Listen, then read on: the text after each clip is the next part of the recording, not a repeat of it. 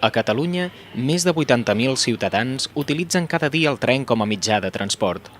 Sovint sentim als mitjans de comunicació que algunes línies ferroviàries pateixen incidències provocant retards. Per això és important saber quins són els drets dels usuaris quan ens movem en tren i quins serveis se'ns ofereixen.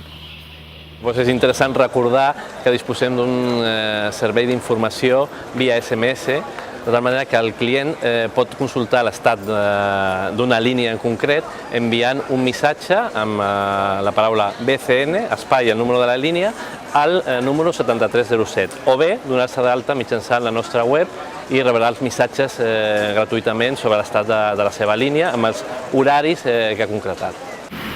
En el cas de Rodalies, per exemple, si patim un retard de més de 15 minuts atribuïble a Renfe, se'ns donarà gratuïtament un altre bitllet igual, mentre que amb l'alta velocitat se'ns tornarà el 50% de l'import del bitllet per retards de més de 16 minuts i el 100% si arribem tard a la destinació mitja hora. Sempre que vulgueu fer qualsevol reclamació, ho haureu de fer presentant el vostre bitllet a qualsevol estació de tren. Podeu trobar més informació de les condicions de viatge a www.renfe.es.